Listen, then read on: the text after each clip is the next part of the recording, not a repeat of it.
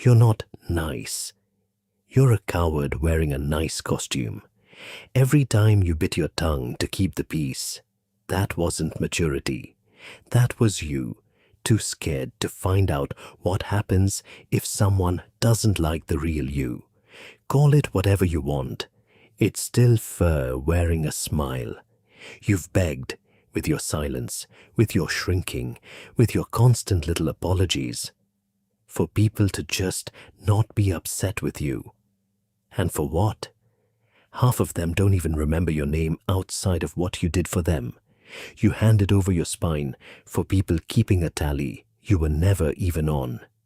The person you're terrified of disappointing?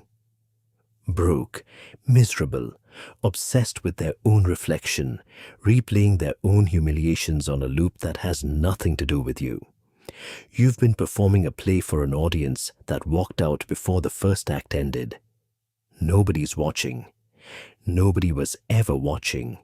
You rehearse your own life like it's on trial, replaying what you said, drafting what you should have said, defending yourself to a jury that only exists in your head.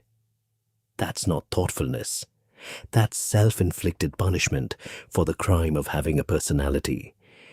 Somewhere you decided being liked mattered more than being real, and you've been paying for that decision every single day since. Blending in didn't protect you.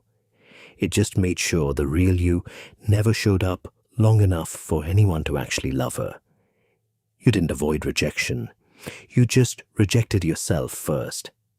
Every time you make yourself smaller so someone else feels bigger, you're not being humble.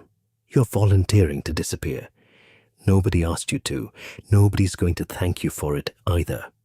You built that cage yourself, brick by brick, and you keep walking back inside it like it's home. Stop mistaking self-erasure for peace. Real peace doesn't feel like biting your tongue until it bleeds. It doesn't feel like agreeing with people you privately can't stand. What you call keeping the peace is just a slow, quiet war against yourself, and you've been losing it for years.